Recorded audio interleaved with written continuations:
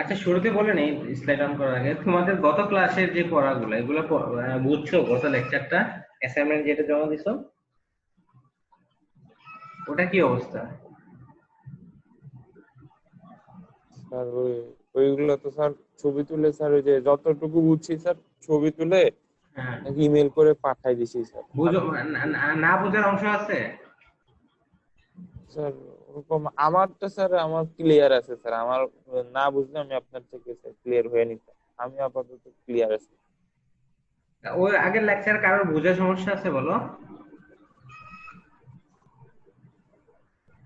যদি বোঝার সমস্যা থাকে তাহলে আমাকে ইয়ে করো, মেসেঞ্জারের গ্রুপে জানাও।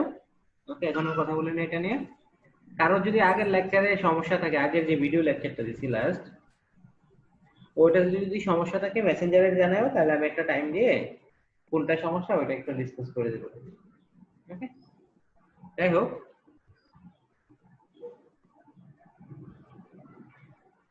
আজকে আমরা শুরু করি নতুন টপিক, থার্মাল স্ট্রেস।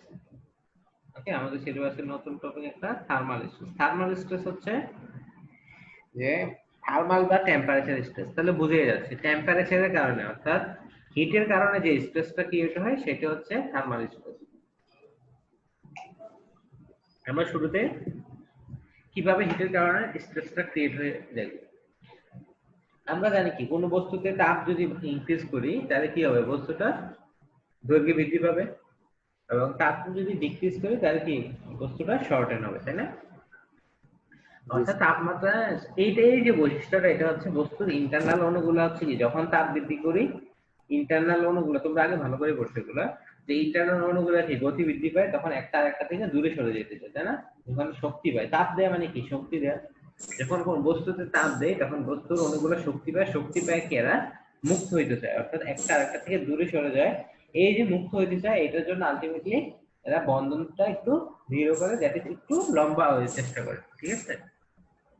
আর সিমিলারলি তাপ যখন আমরা ডিক্রিজ করি তখন কি বস্তুটা কাছাকাছি চলে আসে, যেহেতু কি তখন বস্তুর বস্তুর ভিতরে অনুপরমাণু গুলা হচ্ছে কি তখন আর এক্সট্রা এনার্জি পায় না, তো এরা যে যে দূরে সরে যাওয়ার যে প্রবণতা ওটা বাদ দিয়ে ওরা কাছাকাছি চলে আসে, যেহেতু ওদের ভাইব্রেশন বা লাফানোর ক্ষমতাটা কমে যায়। তো আজকে আমরা সরাসরি আমাদের টপিকে চলে আসি, আমাদের সিভিল ইঞ্জিনিয়ারিং এর ক্ষেত্রে টেম্পারেচার স্ট্রেসটা কি অবস্থা। প্রথম হচ্ছে আমরা এখন চিত্রটা দেখা যাচ্ছে স্লাইড,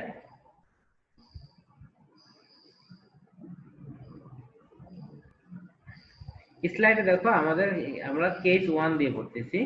আমরা তিনটা কেসে ভাগ করে নিছি। When body is free to move, অর্থাৎ যখন আমরা যে বস্তুটাতে তাপ ইনক্রিজ করব বা ডিক্রিজ করব, সেই বস্তুটা যদি ফ্রি টু মুভ হয়, যেমন ফিগারে একটা কি ক্যান্টিলিভার বিম দেয়া আছে, এই ক্যান্টিলিভার বিমে যদি আমি তাপমাত্রা ইনক্রিজ করি তাহলে কি দৈর্ঘ্য বৃদ্ধি পাবে, আবার ডিক্রিজ করলে দৈর্ঘ্য শর্টেন হবে।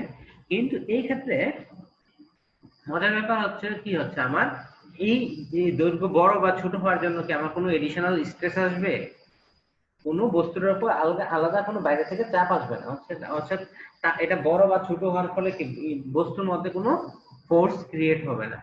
এই যে ফোর্স ক্রিয়েট হবে না, তো এখানে আমার স্ট্রেস জিরো।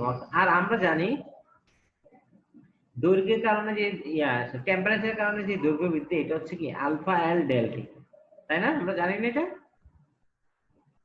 জি স্যার, টেম্পারেচার কারণে। ইন্টারেস্ট। হ্যাঁ, এই আলফা এল ডেল্টা এখানে, তারপর আবার বলি আলফা হচ্ছে coefficient of thermal expansion.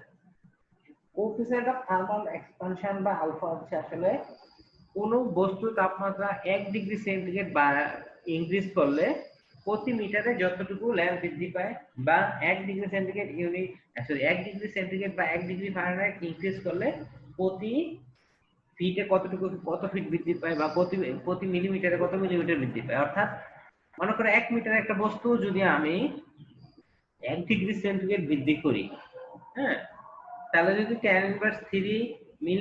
Metre বৃদ্ধি পায়, ওকে, মানে 1 মিলিমিটার মানে কি 10⁻³ না?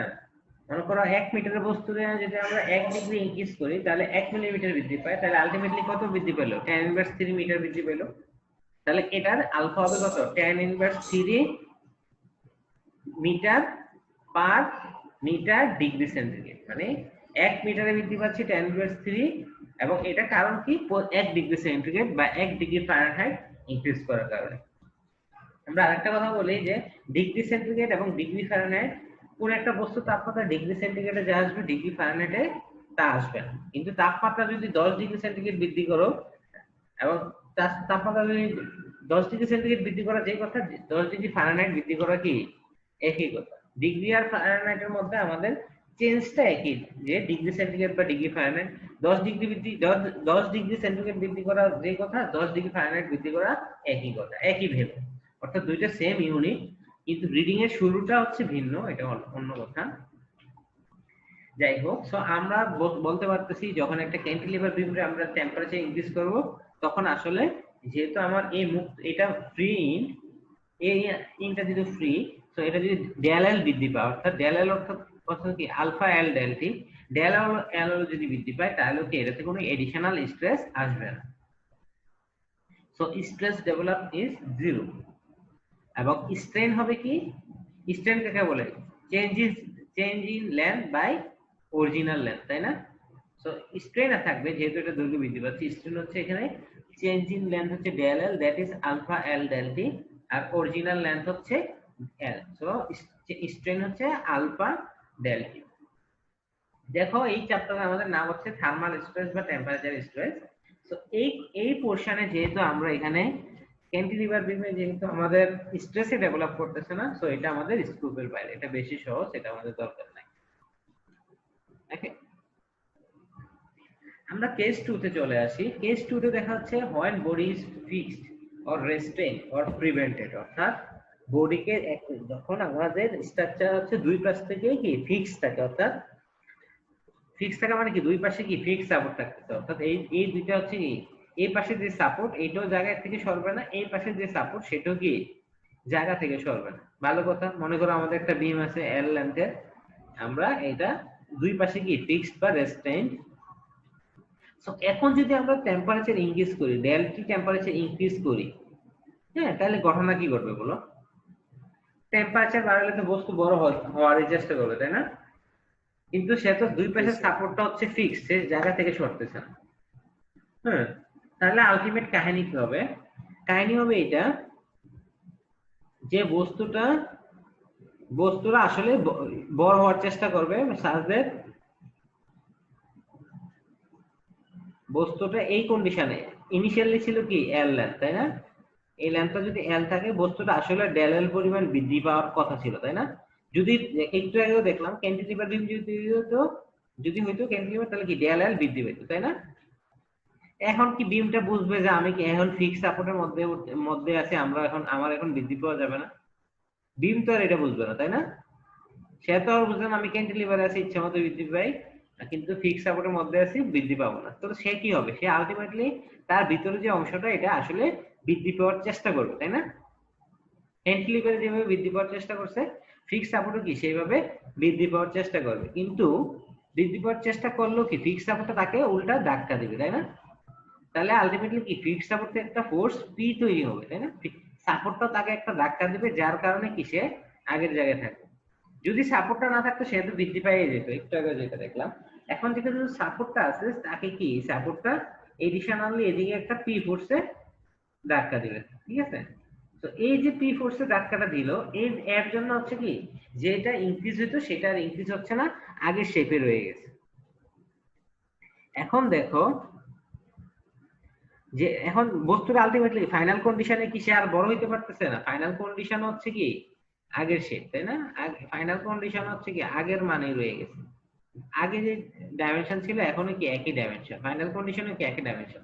তাহলে কি আমার কোনো ঘটনা ঘটলো না? অবশ্যই এর মধ্যে কি, যদিও বাইরে থেকে দেখবো না, যে আমরা একটা ফিক্স সাপোর্টের মধ্যে যদি চাপ দেই, বাইরে থেকে আমরা কিছুই বুঝবো না আসলে ঘটনা কি ঘটতেছে। ঘটনা কিন্তু ঘটে যাচ্ছে কি হচ্ছে, স্টিলটা বড় হইতে যাচ্ছে, সাপোর্ট গুলাকে সে ধাক্কা দিচ্ছে, সাপোর্ট গুলা উল্টা তাকে ধাক্কা দিয়ে ধরে রাখতেছে, তাই না?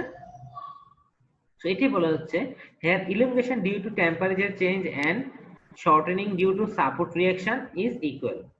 এক্ষেত্রে আমার দুইটা ঘটনা ঘটবে, একটা হচ্ছে টেম্পারেচার চেঞ্জের জন্য তার দৈর্ঘ্য বৃদ্ধি পাবে, ডেল এল বা ডেল দৈর্ঘ্য বৃদ্ধি পাবে। টেম্পারেচার চেঞ্জের জন্য যদি তার দৈর্ঘ্য সরি, টেম্পারেচার চেঞ্জের জন্য তার দৈর্ঘ্যটা কি ডেল টি পরিমাণ বৃদ্ধি পেল মনে করো, হ্যাঁ। তাহলে এই ডেল টি পরিমাণ বৃদ্ধি পেয়েছো, এই জায়গায় চলে আসার কথা ছিল। ডেল টি পরিমাণ বৃদ্ধি পেয়েছে, এই জায়গায় চলে আসার কথা ছিল না?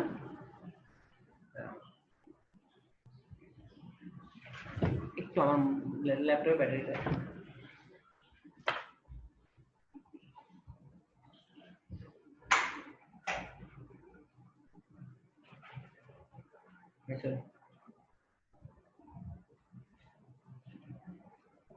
দেখো ডেল টি পরিমাণ বৃদ্ধি পেয়ে সে কিন্তু এই জায়গায় চলে আসার কথা ছিল, কিন্তু সাপোর্টটা তাকে কি করতেছে, ধাক্কা দিয়ে আগের জায়গায় নিয়ে যাচ্ছে। তাহলে সাপোর্টটাকে তাকে একটা এমন পরিমাণ ফোর্স দিচ্ছে যাতে কি সে ডেল টি পরিমাণ ছোট হয়ে থাকে, তাই না?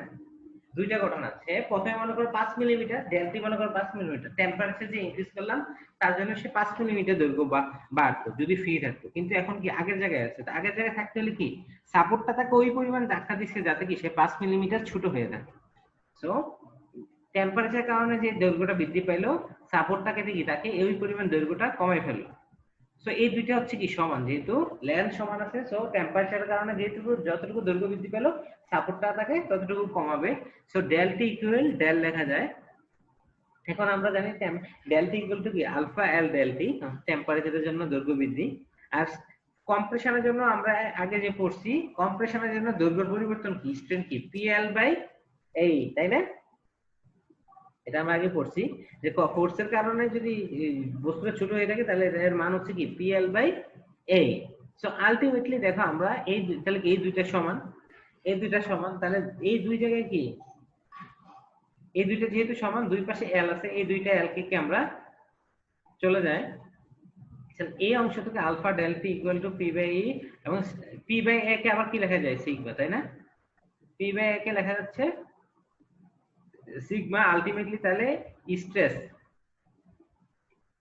বডি যখন ফিক্স থাকে তখন বিমের মধ্যে বা স্ট্রাকচারের মধ্যে যে স্ট্রেসটা ডেভেলপ করে সেটা হচ্ছে আলফা ই ডেল টি।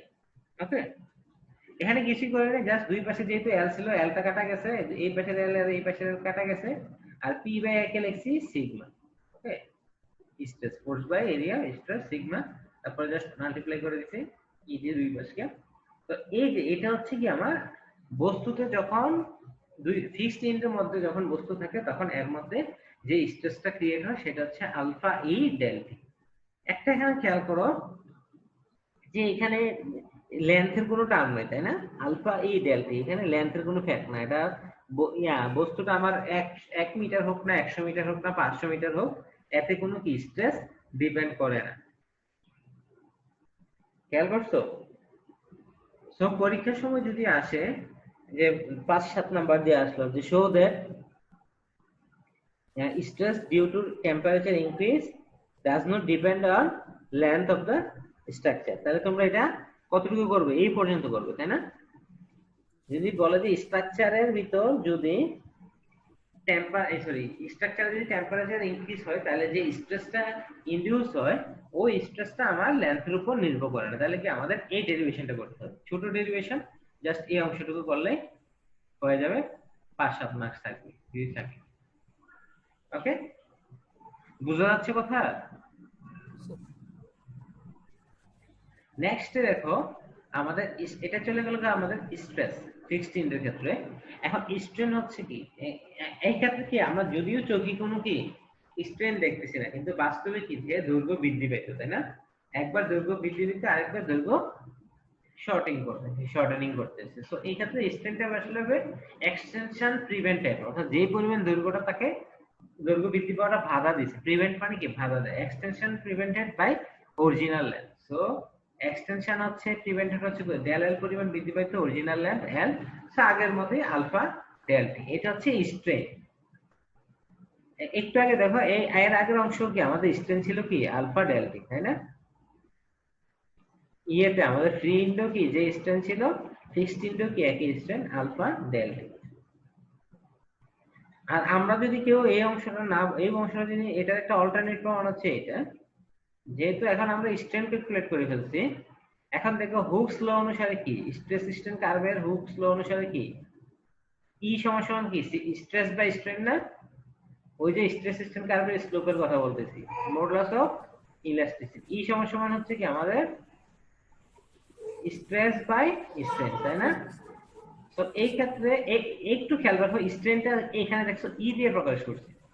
সবসময় মনে রাখবা যখন আমাদের টেম্পারেচারে ইনডিউসের কারণে স্ট্রেস আসবে তখন আর এপসিলন দিয়ে প্রকাশ করে না, তখন নরমাল সাইন হচ্ছে ই দিয়ে প্রকাশ করে। ওকে, ই দিয়ে বোঝাইলে আমরা সহজে বুঝতে পারবো যে টেম্পারেচারের কারণে যে স্ট্রেন। ওকে, যাই হোক, সো স্ট্রেস বা স্ট্রেন, এখানে স্ট্রেনের ভ্যালু বসাই দিব আলফা ডেল টি।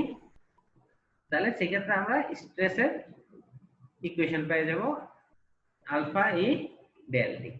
ওকে, তো এইটা এবং এটা দুই পাশের ইকুয়েশন কিন্তু একই। সো আমরা এক্ষেত্রে পেয়ে গেলাম ফিক্সড ইন্ডেক্স। এই পর্যন্ত কারো কোনো কোশ্চেন আছে কিনা বলো?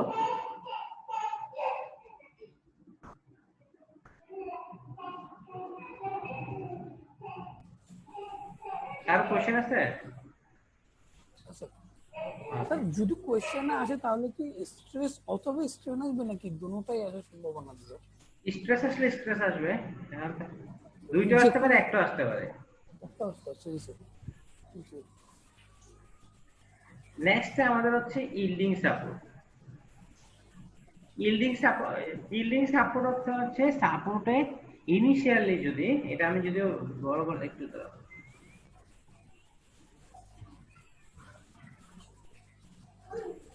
এই কি দেখো এই ক্ষেত্রে যদি আমার ইনিশিয়ালি স্ট্রাকচার এবং সাপোর্টের মধ্যে গ্যাপ থাকে। স্যার স্ক্রিনটা আসছে না স্যার? এখন আসছে না? না স্যার, আসছে sir. Okay, yielding of support, এখানে দেখো যদি ইনিশিয়ালি যদি আমার কি স্ট্রাকচার এবং মানে এই পাশে মনে করো এটা ক্যান্টিলিভার আছে, অপর পাশে একটা ফিক্সড সাপোর্ট আছে, ইনিশিয়ালি যে একটা গ্যাপ আছে। এখন ইনিশিয়ালি গ্যাপ থাকার পরে যদি এখন টেম্পারেচার ইনক্রিজ করি, ঠিক আছে, টেম্পারেচার ইনক্রিজ করার পরে মনে করো টেম্পারেচার ইনক্রিজ করার পরে সে আসলে যদি মনে করো এখানে ডেল্টা মনে করো এই যে ইনিশিয়ালি এইখানে আমার 2 মিলিমিটার গ্যাপ আছে, 2 মিলিমিটার ইনিশিয়ালি কি গ্যাপটা আছে। এখন যদি আমি টেম্পারেচার ইনক্রিজ করলে বস্তুটা মনে করো 5 মিলিমিটার ইনক্রিজ হতো, যদি ফ্রি থাকতো তাহলে সে 5 মিলিমিটার ইনক্রিজ হতো। মনে করো আমি এখন 100 ডিগ্রি সেন্টিগ্রেড তাপমাত্রা ইনক্রিজ করতেছি, দেন আমার 5 মিলিমিটার ইনক্রিজ হতো। এখন তার অ্যাভেলেবল সুযোগ আছে কি কয় মিলিমিটার ইনক্রিজ হওয়া, 2 মিলিমিটার ইনক্রিজ হওয়া। যদি সে 2 মিলিমিটার বা এর কম ইনক্রিজ হতো তাহলে কি তাতে কোনো স্ট্রেস ডেভেলপ করতো না। এখন যদি 2 এর বেশি স্ট্রেন ডেভেলপ করে দেন কি আমাদের স্ট্রেস ডেভেলপ করবে, তাই না? 2 এর পরে কি সে ধাক্কা খাইতে থাকবে। এটাই বলা হচ্ছে এখানে ইনিশিয়ালি যদি আমাদের ডেল থাকে, ওকে, এবং টেম্পারেচারের কারণে যে দৈর্ঘ্য বৃদ্ধি সেটাকে আমরা বললাম ডেল এল। তো টেম্পারেচারের কারণে যদি ফ্রি থাকতো তাহলে সে চলে যেত কোথায়, এই জায়গায় আমাদের এটা যেটা দেখানো আছে। তো টেম্পারেচারের কারণে ফ্রি থাকলে তার আলটিমেট ডাইমেনশন হতো এটা। তো এই যে ইনক্রিজটা হলো, কিন্তু বাস্তবে কি হচ্ছে, এই ইনক্রিজের মধ্যে প্রথম ডেল পরিমাণ, এই ডেল পরিমাণ ইনক্রিজের জন্য তাকে কোনো কি এডিশনাল স্ট্রেস ডেভেলপ করতেছে না। তাহলে কি স্ট্রেস ডেভেলপ করতেছে কার জন্য, এই ডেল এল এই অংশটার জন্য, তাই না? আবারও বলি, প্রথম থেকে বিমটা তো এই জায়গায় ছিল ইনিশিয়ালি, তাই না? এই জায়গা থেকে যখন সাপোর্ট পর্যন্ত আসছে তখন পর্যন্ত কি বিমে কোনো স্ট্রেস ডেভেলপ করবে না, যেহেতু ফাঁকা জায়গা। দেন যখন আরো স্ট্রেস ডেভেলপ, আরো ফোর্স আসবে, আরো ইলংগেশন হবে, লাস্টে এই অংশটা মানে সাপোর্টের পরবর্তী যে অংশটা ফ্রি ইনক্রিজ হইতো এই অংশটার জন্য কি তাকে স্ট্রেন ডেভেলপ করতে হবে। তাহলে এই যে কোন অংশটা কোন লেন্থের জন্য স্ট্রেন ডেভেলপ করবে, ডেল এল বাই সিগমা, এই লেন্থের জন্য কি তার ডেভেলপ করবে, স্ট্রেন ডেভেলপ করবে। এই যে স্ট্রেন ডেভেলপ করবে এই, তাহলে আমরা আলটিমেটলি এটাই আমাদের স্ট্রেন ডেভেলপ, এটাই বলা হচ্ছে। তাহলে আমাকে সাপোর্টটা তাকে কতটুকু ছোট করতে হবে, সাপোর্টটা তাকে কতটুকু ছোট করতে হবে, সাপোর্ট তাকে এই ওই পরিমাণ ফোর্স দিতে হবে যাতে কি সে ডেল এল মাইনাস সিগমা পরিমাণ ছোট হয়। ওকে, তাহলে ডেল পিএল বাই এ এর মান কত হবে, অর্থাৎ সাপোর্টটা তাকে ওই পরিমাণ ফোর্স দিবে, ফোর্সের কারণে সে কতটুকু শর্টেনিং হবে যাতে কি আমার শর্টেনিং হচ্ছে কি ডেল এল মাইনাস সিগমা। ওকে, তো এই জায়গা থেকে p/a কে যদি আমরা সিগমা লিখি, আলটিমেটলি সিগমা ইকুয়াল আসতেছে e/l, জাস্ট এই অংশটা, তাই না? ওই পাশে ই ই এই e/l কে ওই পাশে নিয়ে গেলাম, e/l আর হচ্ছে তোমাদের এই অংশটা মাল্টিপ্লাই ভিতরে থাকলো। ওকে, আচ্ছা তোমরা এই তিনটা অংশ, আমি তোমাদের 2 মিনিট সময় দিলাম, এই তিনটা অংশ দেখো। হ্যাঁ, আমি একটু পানি খেয়ে আসি। তো এই তিনটা অংশ দেখো, তারপর আমি 1 থেকে 2 মিনিটের মধ্যে আবার শুরু করতেছি। হ্যাঁ, তিনটা তোমরা আবার একটু করো, রিভিউ করো। সবচেয়ে বেটার হয় তোমরা এইটা এবং এইটা রিভিউ করো। ওকে,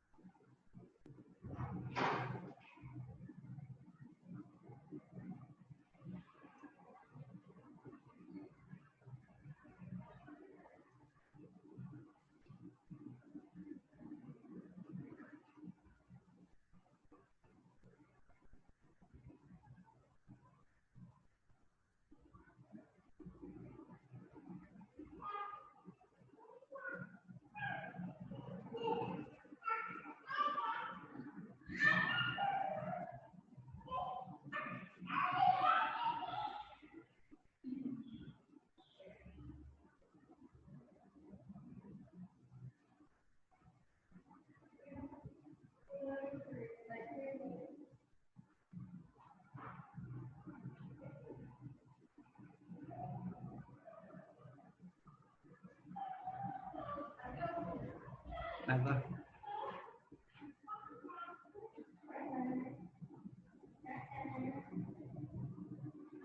আচ্ছা এখন বলো, কোশ্চেন আছে তোমাদের?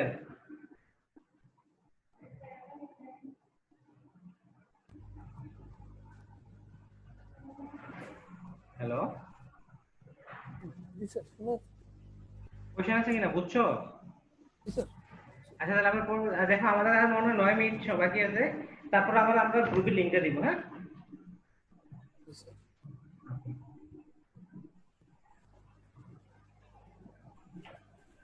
আচ্ছা দেখো এখন আমরা দেখবো বইয়ের 261 নাম্বার প্রবলেম। প্রবলেমটা একটু কমপ্লিকেটেড, যদিও ছোট, শুধু স্ট্রেসের, কিন্তু একটু বোঝার আছে, আমরা একটু মনোযোগ দিই। হ্যাঁ, প্রশ্নটা একটু পড়ো তোমরা। Steel rod with a cross-sectional area of 0.25 inches square is stretched between two fixed points.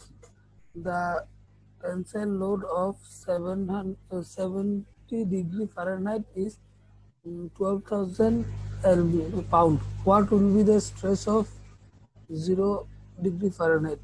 At what temperature will the stress be zero? Assume alpha is equal to 6.5 into 10 to the power 6 inch or inch degree Fahrenheit, and E is equal to 29 into 10 to the power 6 psi.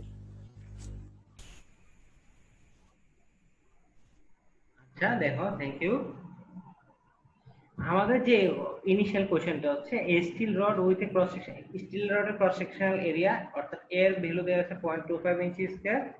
এটা হচ্ছে কি stressed between two fixed in. Stress মানে কি টান টান অবস্থায় আছে, তাই না? তাকে টান দেওয়া আছে দুইটা ফিক্সড ইনের মধ্যে, এবং বলে দেওয়া আছে দ্য টেনসাইল লোড যখন টেম্পারেচার 70 ডিগ্রি ফারেনহাইট, তখন এটা টান টান দিতে আমাদের, অর্থাৎ দুইটা প্রান্তে ফিক্সড করতে আমার কত লোড দরকার হচ্ছে? 1200 পাউন্ড, 1200 পাউন্ড।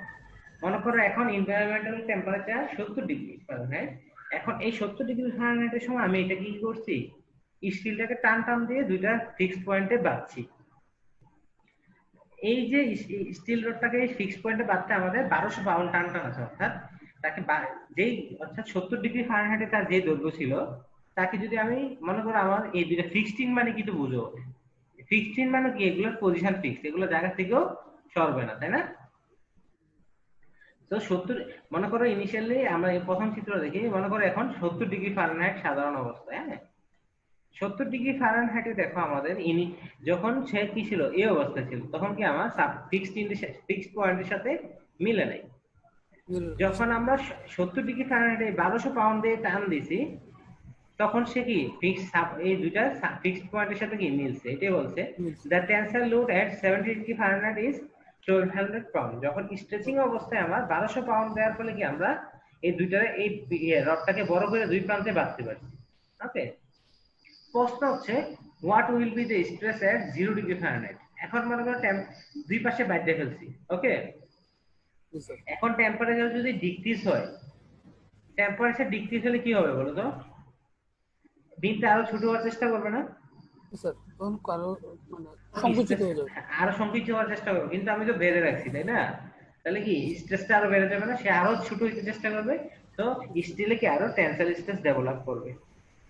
আচ্ছা, তাহলে আমাদের দেখো আমরা একটু নরমালি চিন্তা করি, মনে করো এত কঠিন কিছু বুঝতেছি না, আমরা সাধারণভাবে দেখি বাম পাশের চিত্রগুলা। 70 ডিগ্রি ফারেনহাইটে হচ্ছে সে টাচ করে না, একটা গ্যাপ ছিল, তাই না?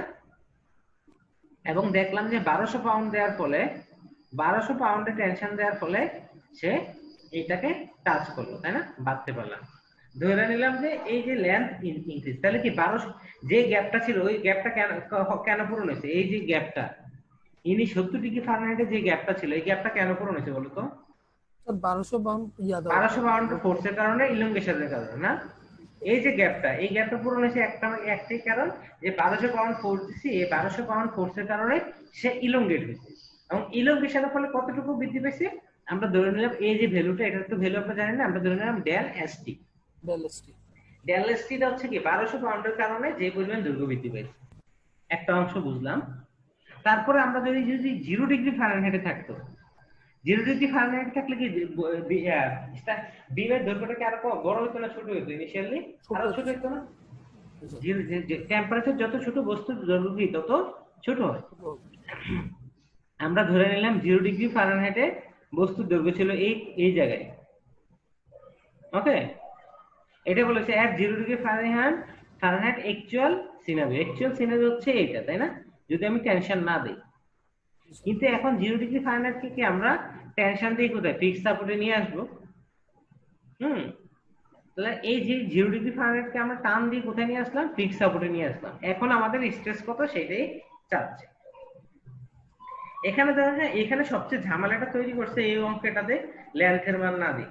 যদি লেন্থের মান বিমের ইনিশিয়াল লেন্থের মান দেয়া থাকতো তাহলে অঙ্কটা আমাদের কোনো ঝামেলা হতো না, আমরা প্রত্যেকটা অংশ আলাদা আলাদা ক্যালকুলেট করে জাস্ট সামেশন বের করে ফেলতে পারতাম। কিন্তু এইসব অঙ্কে সবচেয়ে বড় ঝামেলা করে যে লেন্থ দেয়া থাকে না, এবার এটাতে লেন্থের মান নাই। তাহলে আমরা দেখি 0 ডিগ্রি ফারেনহাইট, তো 0 ডিগ্রি ফারেনহাইটকে প্রথমে কি থাকে 70 ডিগ্রি ফারেনহাইটে থাকে দেখতে হবে আমাদের যে মানগুলো জানা আছে এগুলোর মাধ্যমে যদি করি, তাহলে 0 ডিগ্রি ফারেনহাইটে কি টেম্পারেচার বাইরে যদি 70 ডিগ্রি ফারেনহাইটে নিয়ে আসি তাহলে কি এই জায়গায় আসবে না? এবং এই জায়গা থেকে যদি আমরা 1200 পাউন্ড দেই তাহলে কি এই জায়গায় চলে আসবে না? আমরা জানি যে এই গ্যাপটা ডেল এসটি যে গ্যাপটা এটা কত পাউন্ডের জন্য? 1200 পাউন্ডের জন্য। 1200 পাউন্ডের জন্য। আর এই যে গ্যাপটা 0 থেকে 70 ডিগ্রি যে গ্যাপটা এটা হচ্ছে কি আমরা ইয়া দিয়ে টেম্পারেচার দিয়ে করতে পারি। কত ডিগ্রি টেম্পারেচার দিয়ে এই গ্যাপটা পূরণ করতে পারি? 70 ডিগ্রি টেম্পারেচার ইনক্রিজ হলে কি এই গ্যাপটা পূরণ হয়ে যায়। আলটিমেটলি দেখো আমার 0 ডিগ্রি থেকে যদি আমরা একদম সাপোর্ট পর্যন্ত যাইতে চাই আমরা দুইভাবে যাইতে পারি। প্রথম হচ্ছে 70 ডিগ্রি বাড়াবো, তাহলে এই জায়গায় চলে আসবে। তারপর হচ্ছে কি 1200 পাউন্ড দিব, তাহলে এই জায়গায় চলে আসবে। এটা বুঝতে পারছো? অস্থির। তাহলে অঙ্ক শেষ। তাহলে আমরা লিখি এট 0 ডিগ্রি ফারেনহাইট, তাহলে এই যে ডেল, এই ডেলটাকে তাহলে কি দুই স্টেপ, একটা স্টেপ হচ্ছে টেম্পারেচার ইনক্রিজ আর একটা হচ্ছে কি 1200 পাউন্ডের জন্য যেটা 1200 পাউন্ডের ইনক্রিজ, এইটাই লিখলাম ডেল সমান del T plus del ST. এখন ডেলের মান তো আমরা জানি না, পিএল বাই এই এটা জানি, আর ডেল টি হচ্ছে টেম্পারেচারের কারণ হচ্ছে আলফা এল ডেল টি। এখানে ডেল টি হচ্ছে কত? 70 ডিগ্রি, যেহেতু 0 থেকে 70 এ যাচ্ছে। আর ডেল এসটি হচ্ছে কি 1200 পাউন্ডের জন্য যে দৈর্ঘ্য বৃদ্ধিটা। তো এইখানে দেখো আমরা পি বাই এ কে কি লিখতে পারি? Sigma. Okay, P by A কে সিগমা লিখলাম। আর এল তো সবচেয়ে আগে কাজ করছে কি এলটা কেটে ফেলছি, সবগুলা টার্মে এল আছে না? সবগুলা টার্মে এল আছে, তো আমরা এলটা প্রথমে কেটে ফেলছি। যেহেতু এল নাই আমাদের এল বসানোরও সুযোগ নাই, তো সবগুলো এল কাটা চলে গেছে। পি বাই এ কে লিখছি কি সিগমা আর ই আর আলফা ডেল টি আর পিএল বাই এই, এখানে পি বাই এই এবং এই দেখো এখানে আমাদের সবগুলো মান দেয়া আছে পিএসআই তে 29 ইনটু 10^6 পিএসআই এর ভ্যালু, আর আলফার ভ্যালু দেয়া আছে কত 6.5 ইনটু 10^6। তো ক্যালকুলেটর আমি ক্যালকুলেশন আর দেখতে যাচ্ছি না, এখানে শুধু সিগমা বাদে সবগুলোকে নোন না। ই হচ্ছে 29 ইনটু 10^6, আলফা এটার মান, আর ডেলটি হচ্ছে 70, তোমরা বুঝতে পারছো, আর পি হচ্ছে 1200 পাউন্ড, এ হচ্ছে 0.25 ইঞ্চি স্কয়ার, আর ই এর ভ্যালু বসিয়ে দিলে আমরা সিগমার মান পেয়ে যাচ্ছি 17,995 বাই 80 কে আছে। হ্যাঁ, 1000 দিয়ে ভাগ দিলে এটা 80 কে আছে। তো আমাদের আর 10 থেকে 15 মিনিট লাগবে। আমরা আর যেহেতু আমরা এখানে 1 মিনিট সময় আছে, আমরা বি পার্টটা করার জন্য আবার লিংক দিচ্ছি তোমাদের। হ্যাঁ, ওটা শুরু করব। ওকে, তোমাদের মেসেঞ্জার গ্রুপে লিংক পাঠাচ্ছি। Okay sir.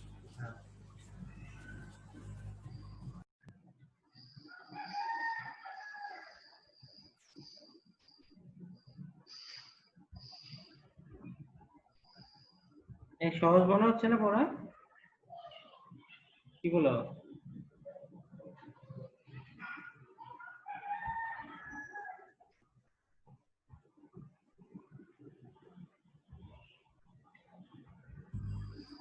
রাহি, কি পড়ার জায়গায় সহজ মনে হচ্ছে না? 211 জি স্যার। সবচেয়ে সহজ সাবজেক্ট এবারে, তাই না? মানিক স্যার তো খুব সুন্দর করে পড়া, আমি ওইদিন ক্লাসে ঢুকছি তোমাদের। মানিক স্যার অনেক সুন্দর করে পড়াচ্ছেন, অনেক সহজ হয়ে গেছে তোমাদের। আর আমি তো পড়াচ্ছি কম, হয়ে যাবে।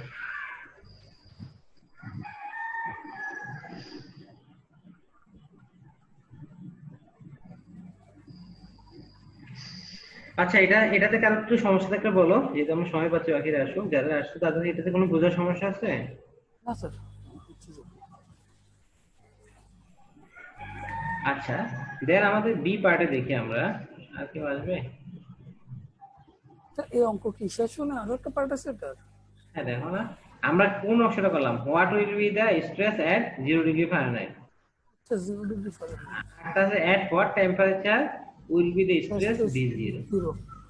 কত টেম্পারেচার 0 হবে? এটা আরো সহজ। ইনিশিয়ালি দেখো 70 ডিগ্রি ফারেনহাইটে আমরা কতটুকু গ্যাপ থাকে আমরা বের করে ফেলতে পারতেছি না? 70 ডিগ্রি ফারেনহাইটে গ্যাপ আছে কত? Del S T. হ্যাঁ, এই ডেল এস টির মান তো আমরা বের করতে পারবো পিএল বাই এ। এখানে আমাদের সবগুলো মান জানা না। ডেল এস টির মান হচ্ছে কি PL by A. PL by A এর মধ্যে আমাদের পি হচ্ছে 1200 পাউন্ড, লেন্থ আমরা জানি না, সরি পি এল টা জানি না, এ এর মানও জানি, ই এর মান জানি। এখন দেখো এই যে ডেল এস টি, এখন 70 ডিগ্রি ফারেনহাইটের সময় যদি টেম্পারেচারটা ওই পরিমাণ বৃদ্ধি করি, ঠিক আছে, যাতে সে অটোমেটিক্যালি ডেল এস টি পরিমাণ বৃদ্ধি পেয়ে যায়, তাহলে তো আমাদের স্ট্রেস 0 হয়ে যাবে, তাই না? কথা আবার একটু বলি, মনে করো ইনিশিয়ালি গ্যাপ আছে কত? Del S T. হ্যাঁ, যখন 70 ডিগ্রি ফারেনহাইট তখন গ্যাপ আছে ডেল এস টি। এখন যদি আমরা 70 ডিগ্রি ফারেনহাইট থেকে এমন পরিমাণ টেম্পারেচার বৃদ্ধি করি যাতে কি সে নিজে নিজে কি ডেল এস টি পরিমাণ বৃদ্ধি পেয়ে যায়, তাহলে তো আর আমার স্ট্রেস দিতে হচ্ছে না, তাই না? ওটাই বলা হচ্ছে, এটা আমরা দেখতেছি টেম্পারেচার অফ 0 স্ট্রেস। এই ক্ষেত্রে দেখো আমাদের ডেল এস টি যে গ্যাপটা ছিল পিএল বাই এ দিয়ে যেটা আমরা কভার করতাম, সেটা যদি টেম্পারেচারের কারণে, একটু ভুল করছি এখানে ডেল এল হবে না, টেম্পারেচারের কারণে যদি সে ইনক্রিজ হয়ে যায়, সরি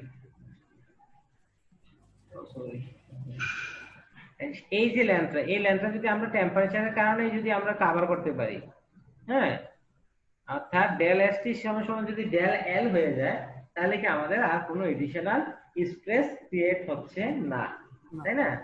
তো এই ক্ষেত্রে আমরা পিএল বাই এই সমান তখন কত? আলফা এল ডেল টি। ওকে, তখন আমরা এল এল কাটা যাবে, যেহেতু আমাদের মেইন টার্গেট হচ্ছে এল টা কাটা, তাই না? আমাদের যেহেতু ঝামেলা করে এল, তো এল এল কাটা গেলে তখন বাকি সবগুলো মানই আমরা জানি। একটু দেখো এই ক্ষেত্রে পি এর মান হচ্ছে 1200 পাউন্ড, পি এর মান 1200 পাউন্ডের সমস্যা নেই, আমাদের পি এ হচ্ছে 0.25 ইঞ্চি স্কয়ার, ই এর ভ্যালু হচ্ছে আলফা। ডেল টি কত? ডেল টি আসলে কি টেম্পারেচার চেঞ্জ না, final temperature minus initial temperature. এটা আমরা একটু বলি না আগে, final temperature minus initial temperature, তো এখানে আমরা ফাইনাল টেম্পারেচারকে যদি T2 দিয়ে প্রকাশ করি, ইনিশিয়াল কত এখানে আমাদের 70 ছিল তাই না শুরুতে, তাহলে T2 70 মানে T2 T1 মানে কি T2 70। এই ক্ষেত্রে আমরা T2 এর মান পেয়ে গেলাম 95.46 ডিগ্রি সেন্টিগ্রেড বা ফারেনহাইট যেটা ছিল। তো বুঝে গেছে? তো যখন আমাদের সিস্টেমের টেম্পারেচার 95.46 ডিগ্রিতে চলে যাবে, হ্যাঁ, তখন আর আমাদের কি কোনো স্ট্রেস থাকবে না। ওকে, ক্লিয়ার? ইনিশিয়াল টেম্পারেচারটা স্যার মাইনাস কোনো করবো স্যার, এটা সহ হবে না স্যার? ডেলটি মানে কি temperature change, alpha L del T যে সূত্রটা, এখানে আমাদের কত হচ্ছে এটা হচ্ছে কি টেম্পারেচার চেঞ্জ, ডেলটি মানে কি হচ্ছে initial temperature minus final temperature. আর হচ্ছে তো আগের টেম্পারেচার আমাদের এই ক্ষেত্রে এই অঙ্কের জন্য ইনিশিয়াল টেম্পারেচার কত 70 না 70 ছিল, তাহলে T1 কত ডেলটি সমান সমান হচ্ছে TF TI বা T2 T1 এটাই বলি।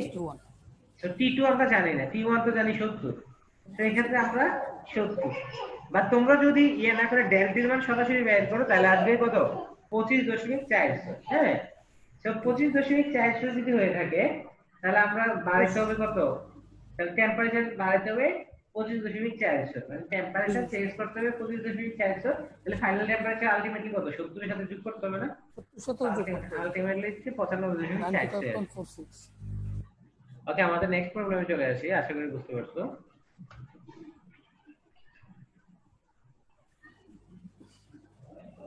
আচ্ছা, এটা আরো ছোট প্রবলেম, সেম অঙ্ক। আজকে আমি তোমাদের লেকচার খুব ছোট রাখছি, আশা করছিলাম সবাই আসবে। যাই হোক, a steel rod is stretched between two rigid walls and carries a tensile load of 5000 Newton at 20 degree centigrade. যখন টেম্পারেচার 20 ডিগ্রি সেন্টিগ্রেড, তখন হচ্ছে কি এটা স্ট্রেস করা আছে কত নিউটনে 5000 নিউটন। একই কথা, আগেরটার মতো সেম অঙ্কই। আমাদের মনে হচ্ছে অঙ্কটা দেখা যাচ্ছে না তাই না, লেখাগুলো ছোট হয়ে গেছে।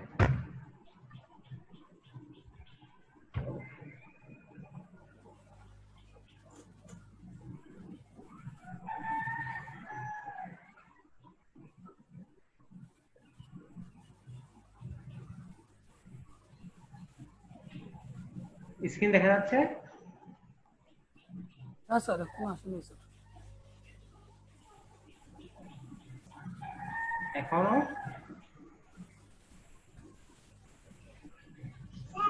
আসছে? না স্যার, আসে নাই স্যার।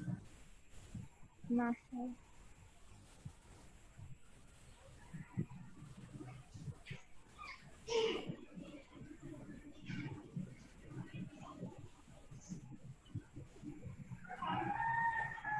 এখন আসছে স্যার।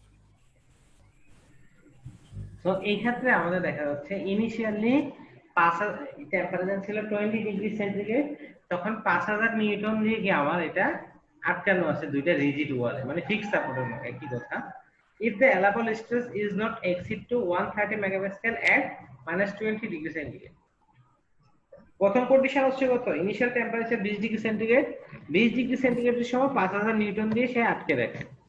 তারপরে বলতেছে আমাদের অ্যালাবল স্ট্রেস হচ্ছে 130 মেগাপ্যাসকেল, অর্থাৎ স্ট্রেস যেই কংক্রিট সেকশনটা সরি যেই স্টিল রডটা সেটাতে আমরা সর্বোচ্চ স্ট্রেস ডেভেলপ করব কত 130 মেগাপ্যাসকেল, এবং এটা হবে কত at -20 ডিগ্রি সেন্টিগ্রেড। এখন দেখো সহজভাবে যখন টেম্পারেচার কমাবো ততই কি স্ট্রেস বাড়বে না, যেহেতু আমার দুইটা ওয়ালের মধ্যে থাকতে হবে, টেম্পারেচার যতই কমাবো ততই কি যাতে স্ট্রেস বাড়বে। এখন -20 তে নিলাম, আমার স্ট্রেস থাকতে হবে 130 megapascal. What is the minimum diameter of the rod, আমাদের রডের ডায়ামিটার বের করতে হবে, আলফা এবং ই এর ভ্যালু দেয়া আছে। আগের অঙ্কটার সাথে এই অঙ্কটা একটুই চেঞ্জ, যে ইউনিটের চেঞ্জ। হ্যাঁ, এটা হচ্ছে জাস্ট ইয়াতে দেখো ইনিশিয়াল, যদি আমরা চিত্রটা আবার একটু দেখার চেষ্টা করি, ইনিশিয়ালি কত 20 ডিগ্রি সেন্টিগ্রেডে একটু গ্যাপ ছিল, এটাকে আমরা 5000 নিউটন দিয়ে কি এই গ্যাপটা পূরণ করছি ডেল এস টি, তখন যে ইলংগেশনটা করছি সেটা হচ্ছে ডেল এস টি। ওকে, এখন যদি -20 হয়ে যায় তাহলে কি সে আরো ছোট হয়ে যাবে না, এটা এট রেস্ট এট -20 তে সে কি 20 ডিগ্রি যেটা ছিল ওইটার থেকেও কি আরো ছোট হয়ে যাবে। কতটুকু ছোট হবে, এখন ছিল +20, আমি নিছি -20, তাহলে 40 ডিগ্রি ডিফারেন্সের জন্য যে ছোটটা হয় সেটা -20 তে কি ওই পরিমাণ ছোট থাকবে। কিন্তু আমার তো আলটিমেটলি তাকে কি দুইটা ওয়ালের মধ্যে যুক্ত করতে হবে। সো এই সাপোর্টটা আলটিমেটলি -20 এই যে এই জায়গায় কি আলটিমেটলি কি এই জায়গায় নিয়ে আসতে হবে। তো আগের প্রবলেমের মতো এই যে লেন্থটা অর্থাৎ -20 থেকে যদি ওয়ালে নিয়ে আসে তাহলে আমি তাকে দুইটা ধাপে নিয়ে আসবো। একটা হচ্ছে ডেল টি, অর্থাৎ কি প্রথমে 40 ডিগ্রি -20 থেকে +20 তে যাব, তারপর হচ্ছে কি 5000 নিউটন দিয়ে ওয়ালে যাব। হ্যাঁ, জাস্ট ইকুয়েশন দাঁড় করানোর জন্য। সো ডেল সমান del T plus del S T, so PL by AE equal alpha L del T PL by AE. এটা হচ্ছে 5000 নিউটনের কারণে যে দৈর্ঘ্য বৃদ্ধি। বলো। সো এই ক্ষেত্রে পিএল বাই এই পিএল বাই এইটা হচ্ছে কি -20 থেকে ওয়ালে যাওয়ার জন্য, আর এই পিএল বাই এই হচ্ছে কি 5000 নিউটনের জন্য।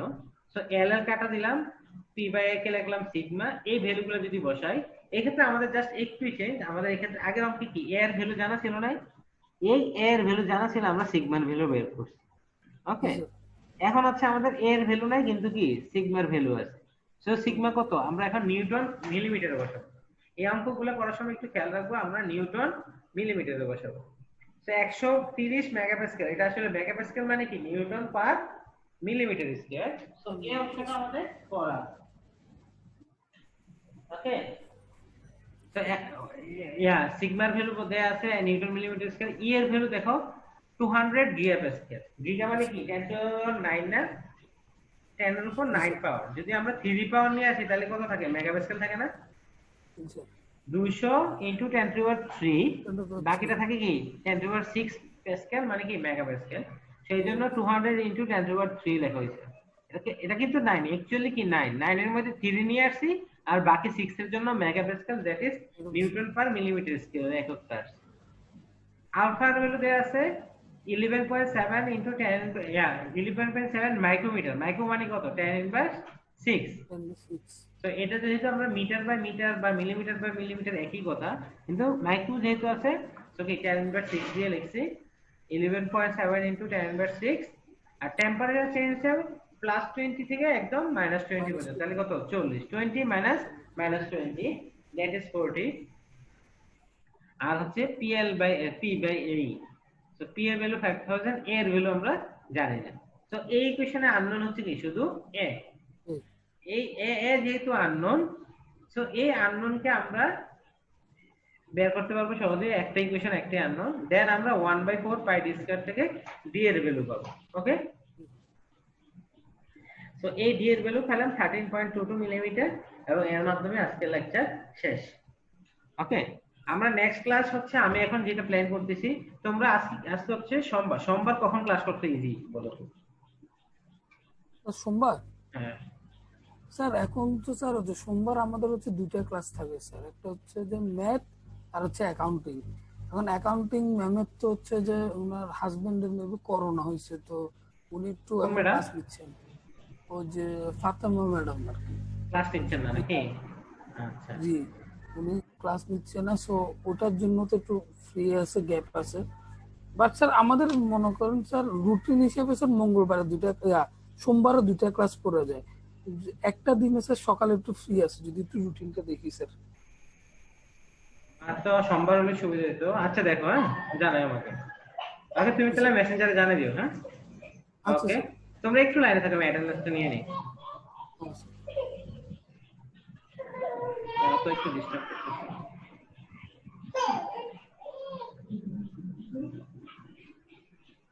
স্যার বৃহস্পতিবার স্যার আমাদের আবার সকাল থেকে কোনো ক্লাস নেই বৃহস্পতিবার। আচ্ছা আমি দেখতেছি। হ্যাঁ আমি জানাই, আমি পরবর্তীতে তোমার সাথে মেসেঞ্জারে জানাই, আমি কি টাইমটা ফিক্স করে দেবো। ওকে, আল্লাহ হাফেজ, বেস্ট অফ লাক, ভালো থাকো।